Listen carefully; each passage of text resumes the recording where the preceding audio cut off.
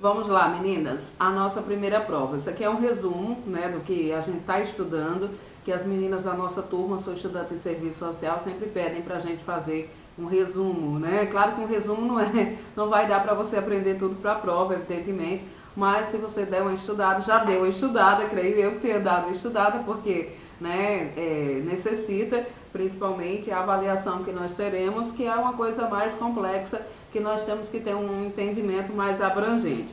Então hoje, né, para essa primeira prova que a gente vai fazer, né, galerinha da nossa turma, a contra-reforma do Estado do regime de acumulação flexível, que vai acontecer pós 1973, principalmente após a crise do petróleo. Antes se tinha uma economia, não que a economia estivesse estabilizada, mas era um outro modelo de economia, não com esse novo, né, liberalismo, que é o neoliberalismo, que acontece justamente após essa crise aí da crise capitalista mundial, que vai também surgir com a expansão dos tigres asiáticos, que a gente vai falar sobre esse novo modelo industrial toyotista, né, e a crise do Fordismo. Antes se defendia o Fordismo, a produção em massa, e também o keynesianismo, que no caso, nesse regime, se buscava a possibilidade do Estado poder gerir todas as condições, né, para as pessoas, principalmente dentro das políticas sociais,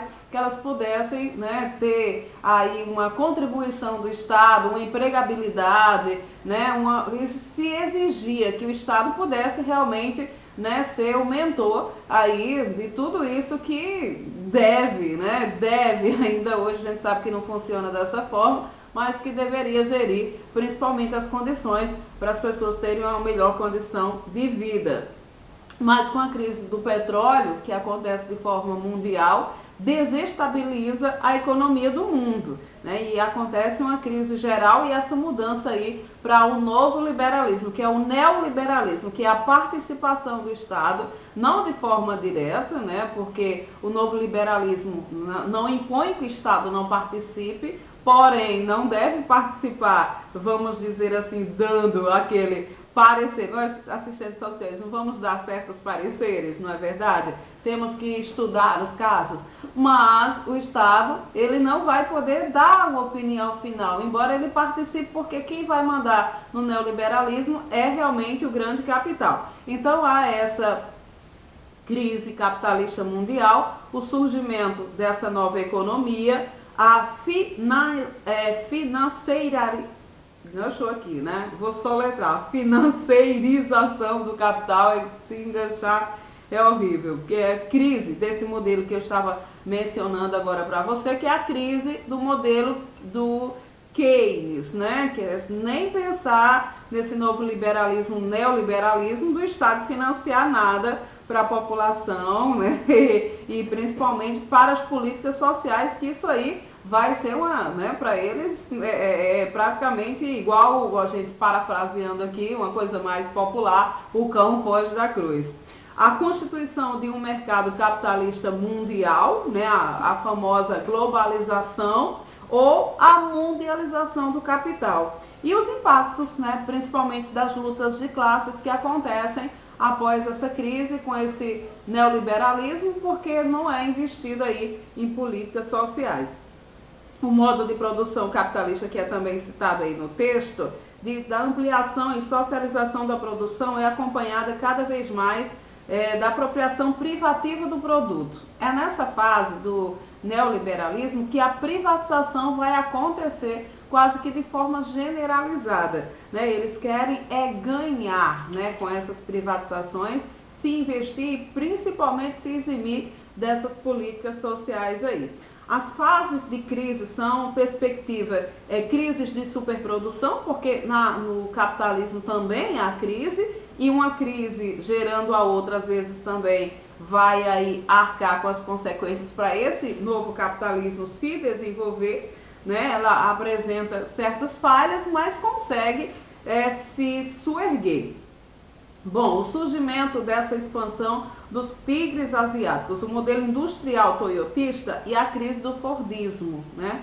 Nós já colocamos aqui, meninas, que a crise do Fordismo acontece principalmente porque era uma produção em massa, né? Se produzia exageradamente, não se tinham as pessoas que consumissem toda aquela produção, e geralmente quando se vai acumular, que não tem quem, né, através dos recursos, busquem aquela mercadoria, evidentemente que ela vai ficar entulhada e vai haver uma crise, né? Se você produz e não tem quem compre, há essa crise, e quando a crise veio, né, com o petróleo aí que foi na economia mundial, pronto, esse modelo praticamente foi extinto porque não teve como se sustentar. Aí veio esse modelo do toyotismo, né, que é mais flexível. E onde é que entram os tigres asiáticos? Porque as grandes economias, como os Estados Unidos, passaram a financiar esses países, né, os países da Ásia, países onde existe, né, um grande montante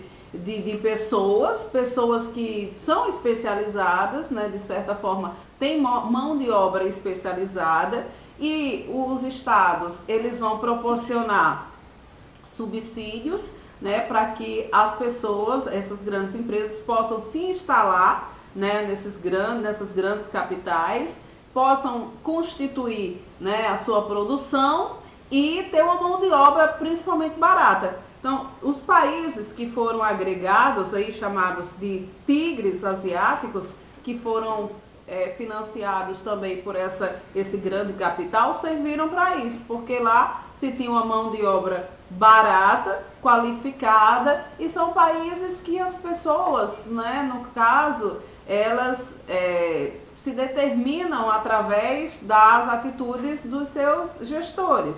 Tem uma política mais autoritária, né, vamos dizer assim, certas regras, por exemplo, que aqui no Brasil, que é um país democrático, não tem, né, nos tigres asiáticos isso existia, e esse novo modelo de produção fez crescer essa economia. Com o Estado, né, ele vai dar uma política fiscal, né, se no caso não vai cobrar muito essa política de fiscalização, e é como o capital vai se desenvolver.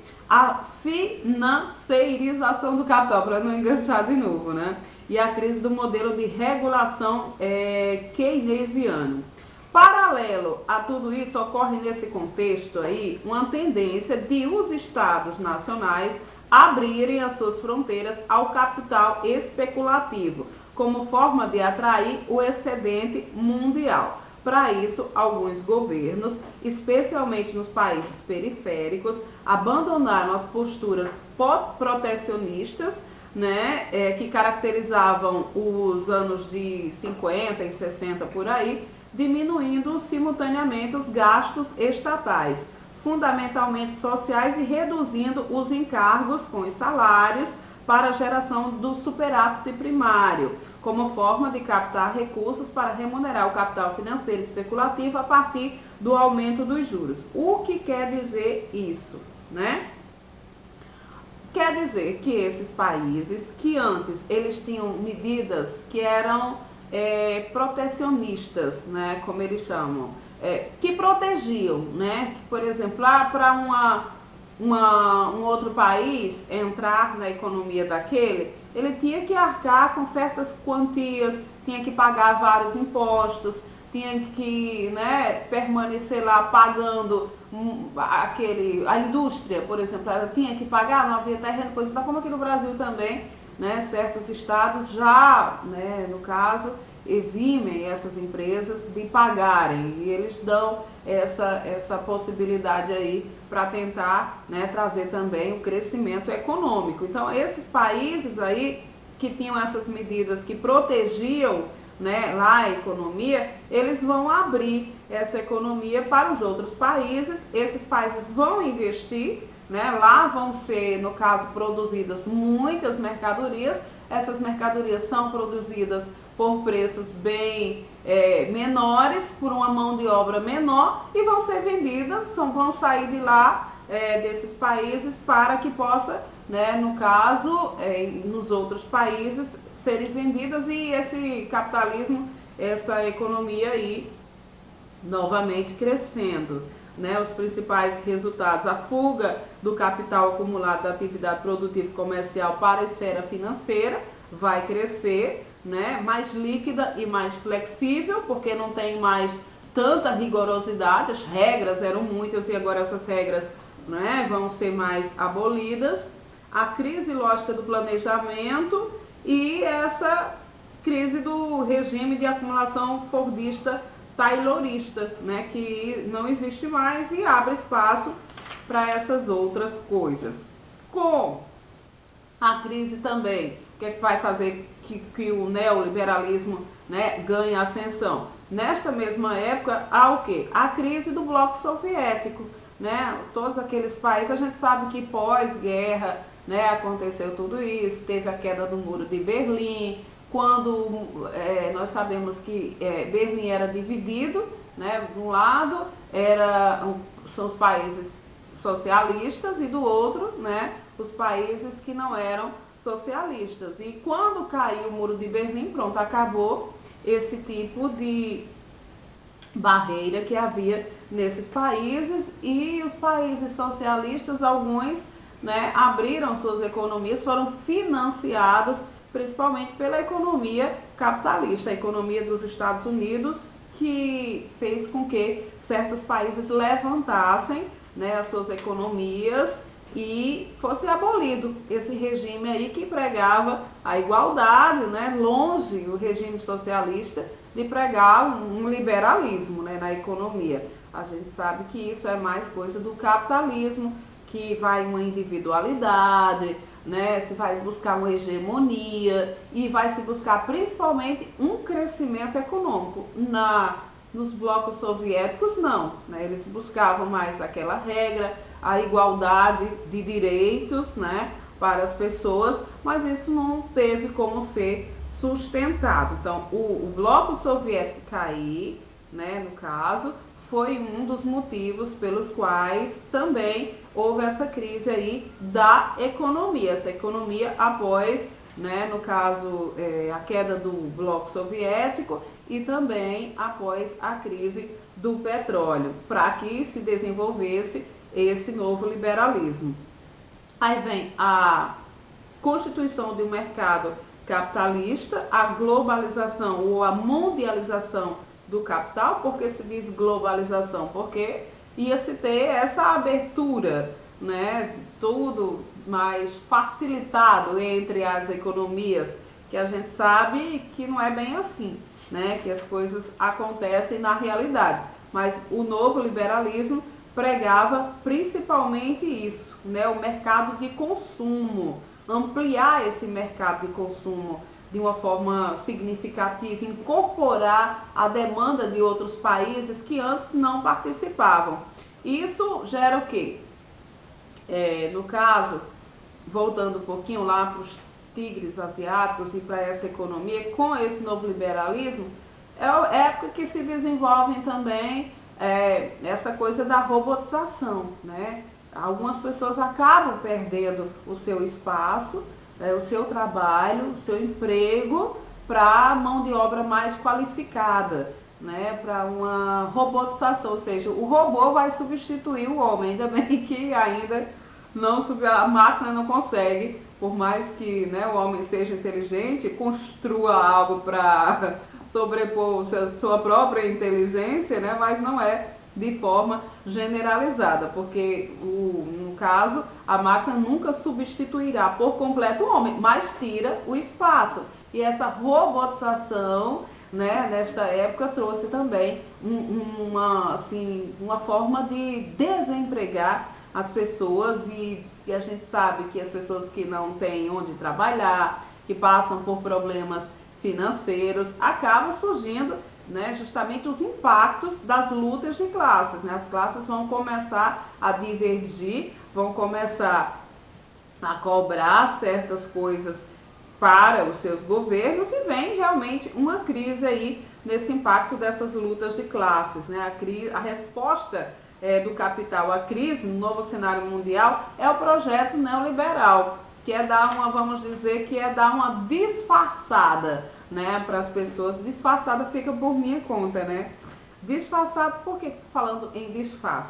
Porque antes se exigia, né, do Estado no modelo de Keynes, se exigia do Estado que o Estado realmente arcasse, né, com tudo que era de direito do cidadão, que a gente sabe, como os professores mesmo salientam, né, muitas vezes nós fazemos muitas coisas que, claro, é uma atitude bacana, coisa e tal, ser voluntário, tentar resolver a situação, né, do cidadão, as ONGs e coisa e tal, terceiro setor, bababá e bububu. Mas a gente sabe que isso é uma obrigação do Estado, né? E essas políticas sociais que eram desenvolvidas antes não vão ser desenvolvidas com esse neoliberalismo.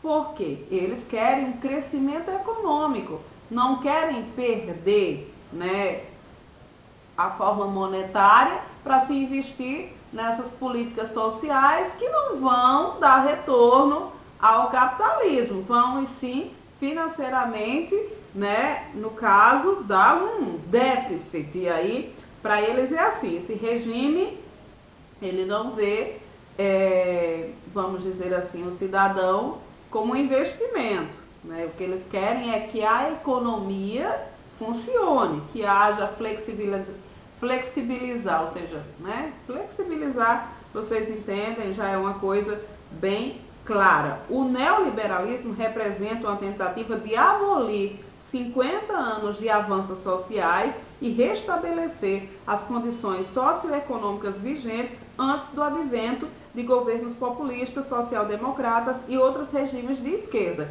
Então, tudo aquilo que tinha sido trabalhado para novas tentativas, né, de igualdade social, de investimento em políticas sociais, tudo isso vai ser abolido, ou seja, vai ser extinguido, vai acabar. Acaba com esse neoliberalismo que não tem pretensão nenhuma de investir em políticas sociais. Esse neoliberalismo, ele vai o quê? Acirrar a exploração. Vai querer que o trabalhador, no popular, se lasque mesmo. Trabalhe cada vez mais, fique alienado com relação ao que ele tem que desenvolver e desenvolva um trabalho mais rápido, gerando cada vez mais lucro, né, para suas economias, enriquecendo o capitalismo, acumulando cada vez mais, né, esse processo aí de mais-valia e empobrecendo a população, porque você vai morrer de trabalhar, não vai ter seus direitos garantidos e ainda acha que tá bom, né? Porque você tem aí o emprego, é bem isso que esse neoliberalismo ele prega.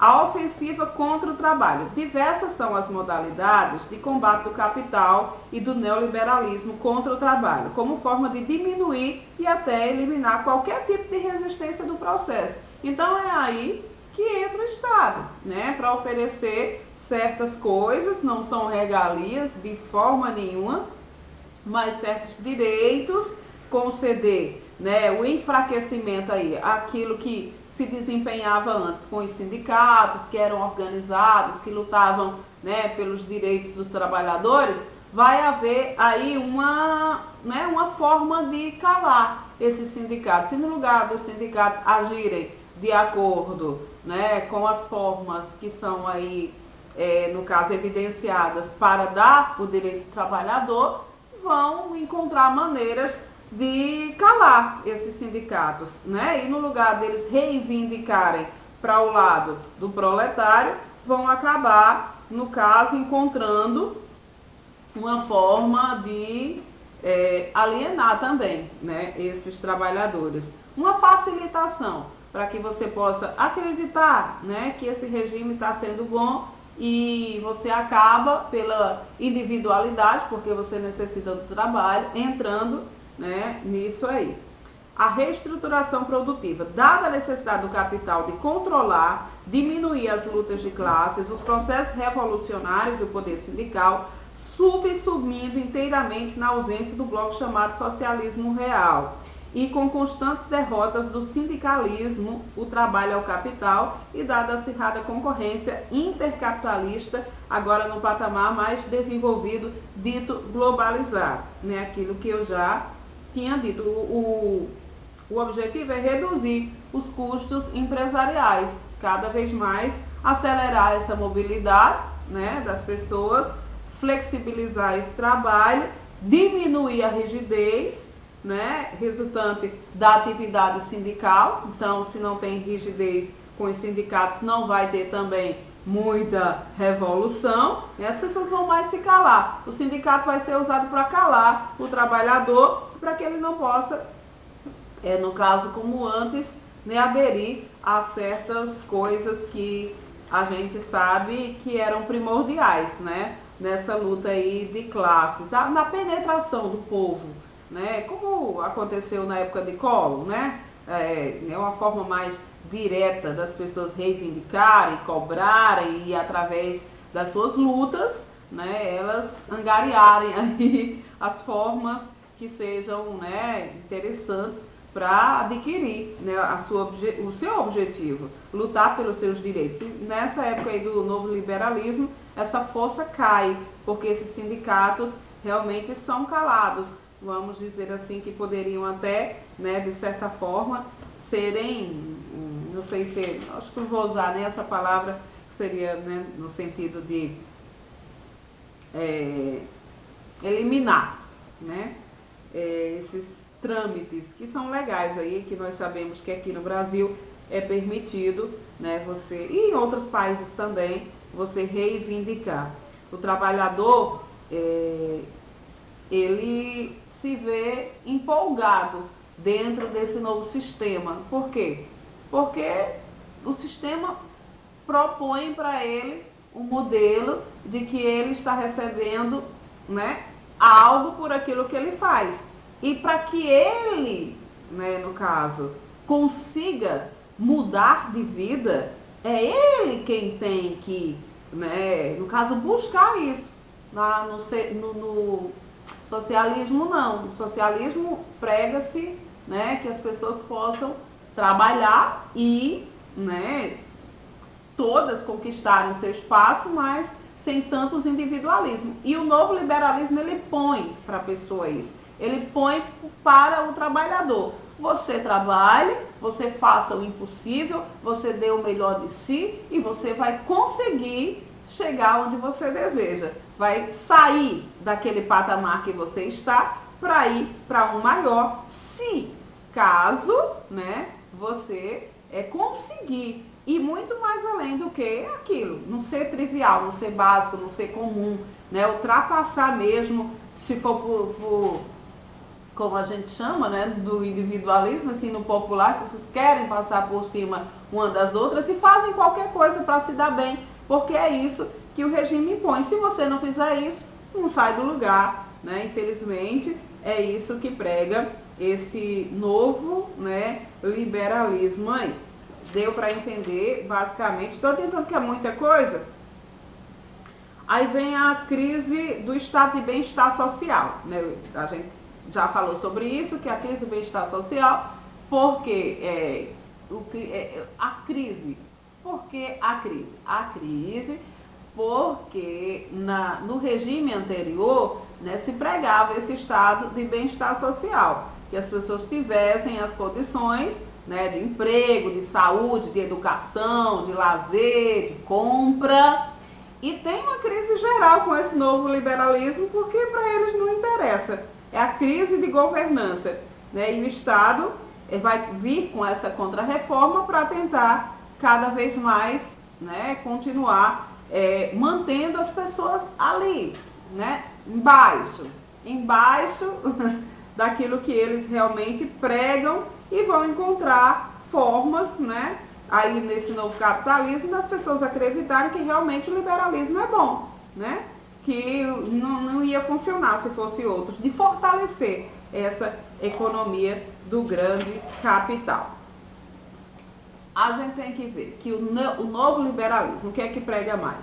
A privatização, né? O Estado vai vender praticamente as empresas que ele era obrigado a, né, proporcionar aí nos lucros, enfim, dar uma guinada, né, diferente, porque a gente sabe, né, que no caso o Estado quando, né, estava à frente dessas empresas, né, tinha uma crise geral. Então, com essa política neoliberalista, o Estado vende essas empresas, privatiza. A gente sabe que privatizado funciona, não podemos negar, né, que com a privatização realmente funciona, mas isso é um dever do Estado. E na política do neoliberalismo, principalmente o que vai existir são essas privatizações. Eles tomam conta, eles compram essas empresas e vão, né, através delas, angariar recursos para crescer cada vez mais o capitalismo e controlar. É uma hegemonia, né, porque eles controlam mesmo, controlam as empresas, controlam os sindicatos, controlam os postos de trabalho, diminui a empregabilidade, quer uma mão de obra mais qualificada, né? Isso aí é interessante, a diminuição principalmente das políticas sociais, que não existe nesse regime aí, essa seguridade social que antes era pregada, né? Assistência à previdência, assistência à saúde, assistência à educação. Realmente isso, né, no neoliberalismo não conta muito não, embora a gente saiba que, entre aspas, eles tentam impor isso na cabeça das pessoas, né? Fala também no texto sobre o consenso de Washington, né, que eram os países e bancos como, né, o grande, o FMI e outros bancos, o Banco Mundial e os Estados Unidos e outros que, com esse consenso de Washington, eles queriam, no caso, fizeram, né, no caso, bancar recursos, proporcionar recursos para os países que estavam em crise, para se tornarem países emergentes, né, desenvolverem aí as suas economias. Então, o consenso de Washington foi isso, né, recomeçar com esses países, né, no caso, apoiar esses países financeiramente, para que eles pudessem crescer e montar neles também, a gente fala assim no popular, que é para todo mundo entender. A situação atual das lutas de classes, né? Uma análise superficial, como diz aqui o texto. Se a crise golpeia o capital, ela impacta profundamente o trabalhador. O efeito da crise se reverte trágica e imediatamente em aumento do desemprego, em pauperização e miserabilidade a ele associadas, em acirramento da exploração capitalista, porque eles vão explorar cada vez mais o trabalhador. Vão querer que o trabalhador proporcione mais-valia, mais-valia, mais-valia, trabalhe, e ainda entenda que se ele não fizer isso, né, ele não vai ter as condições de crescimento. Então, essa crise capitalista, longe de beneficiar a classe trabalhadora, pelo contrário, ela veio trazer o novo liberalismo, o neoliberalismo, ela veio trazer uma exploração ainda maior, porque quem comanda é o grande capital, não é mais o Estado, certo? E o grande capital não tem interesse de perder, então ele quer trabalhadores cada vez mais que proporcionem uma mão de obra barata. Estou enganchando muito, né, hoje. Uma mão de obra barata e principalmente que também seja qualificada. Então, aquelas pessoas que têm qualificação, juntamente aí com a robotização, elas já vão tirar o emprego de várias outras. E aquelas que não têm qualificação vão trabalhar, né, no caso, na grande produção e proporcionando para essas grandes empresas esse crescimento econômico, como é o caso da mão de obra barata, que a gente salientou lá dos tigres asiáticos. A busca do grande capital por ampliar os lucros em contexto de crise, acirrando a exploração do trabalhador, é o que diz assim. A tendência à atitude individual e defensiva do trabalhador, que era aquilo que eu estava, né, colocando, né? O trabalhador, ele para, no caso, se livrar disso aí, né, de uma realidade, dizer que não é alienado, não, e pode ser o trabalho, se eu preciso, eu tenho que trabalhar e eu vou fazer o quê? Né, se eu não fizer, fulano faz. Se eu não for individualista, vai ter uma outra pessoa que vai ser e eu vou ficar para trás. Então, é uma briga, né? Hoje, o que prega o novo liberalismo é isso, essa briga, essa grande concorrência, cada vez mais esse acirramento, né, entre essa, né, nova política aí.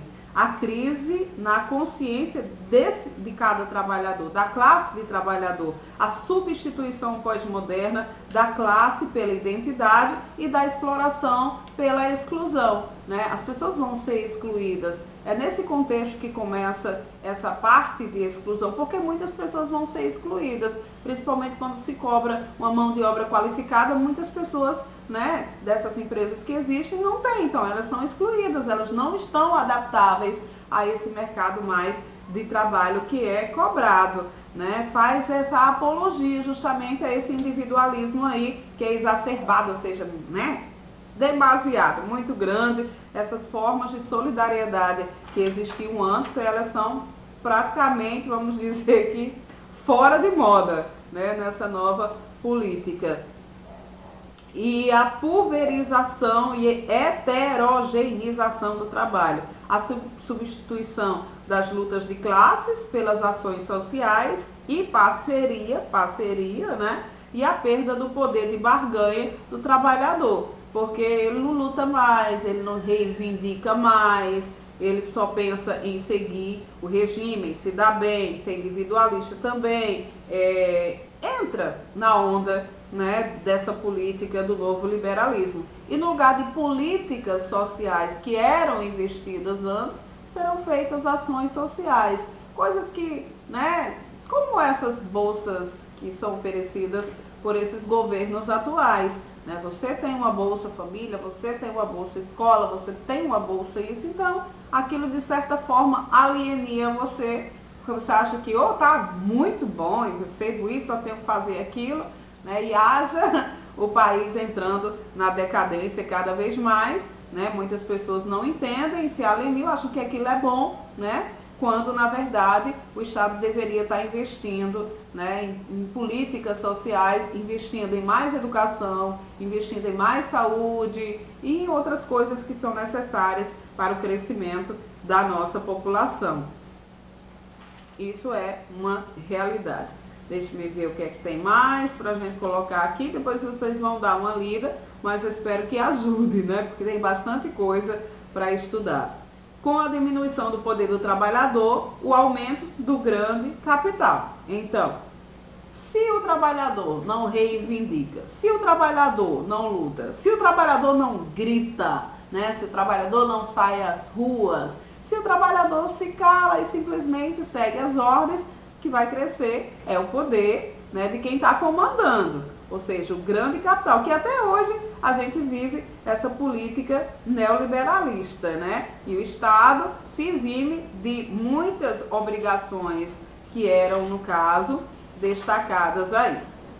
Depois vem esses movimentos sociais, que é a parte 3 lá, os sujeitos, projetos, espaços das lutas sociais, esses novos movimentos, né, que acontecem, e aí vocês têm que dar uma lidinha às revoluções que aconteceram antes, né? O Partido Comunista, naquela época de Engels e Marx, que no caso chamavam os trabalhadores para lutarem, saírem às ruas e coisa e tal. Então, esses movimentos que aconteceram com essas novas políticas e associações internacionais de trabalhadores, tem vários, mas eu acho que a professora não vai cobrar muito esse movimento, talvez um movimento sindical no contexto da industrialização brasileira, né? Depois aí na metade do século XIX, o Brasil já tinha um trabalho assalariado e formas variadas de organizações coletivas dos trabalhadores, mas assim, nessa época os sindicatos, eles não eram a favor muito do trabalhador, eles buscavam, né, mais estar aliado ao grande capital e usar o trabalhador, né, fazendo com que o trabalhador visse que estava sendo ajudado, quando na verdade ele estava sendo, né, regulado, né? Há uma regra aí para esse trabalhador e ele acaba dentro dessas possibilidades aí que são impostas pelos sindicatos, se calando, não reivindicando, e essas empresas acabam crescendo. Esse movimento sindical dessa indústria brasileira, até hoje a gente sabe que é assim, como a CUT, por exemplo, né, que começou, no caso, essas tendências se formaram desses movimentos sindicais nos anos 80, os sindicalistas autênticos e os da unidade sindical reformistas, eles realmente lutavam pelos trabalhadores. Depois eles, né, praticamente se aliaram a essa nova política, né, não é um sindicato que, vamos dizer, no popular fazia mais confusão. Antes eles, né, saíam mesmo às ruas e faziam o que tivesse que ser feito para lutar contra essa economia, e chega um patamar que eles acabam se unindo e buscando aí nessa inspiração, né, conter os trabalhadores. Outro movimento, né, que a professora pode pedir, acho eu, não sei, além, né, da CUT, você deve dar uma lidinha aí desses movimentos sindicais, né, acho que mais o movimento do MST, né, as lutas pelo MST, que a gente também debateu isso em seminário, o movimento dos sem terra, né, aqui no Brasil, nós sabemos que começou através da CUT também e de certas instituições, como a igreja. Depois ela tomou um rumo diferente.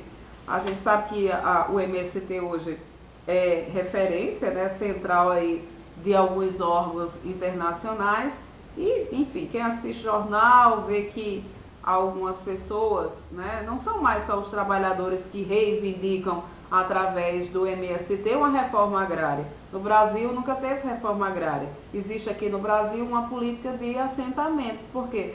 Para que houvesse uma reforma agrária, o Estado ele teria que investir, né, não só dar a terra para o trabalhador, né, usar as terras que são devolutas, usar as terras, né, que são férteis, as terras que pudessem ser distribuídas, que a todo momento a invasão, coisa e tal, né, devido a essa má distribuição que aconteceu no Brasil desde a colonização, que a gente sabe que 80% das terras fica na mão de 20%, né, das pessoas, e o resto, né, de forma injusta, né, desde a colonização, desde o imperialismo aqui no Brasil.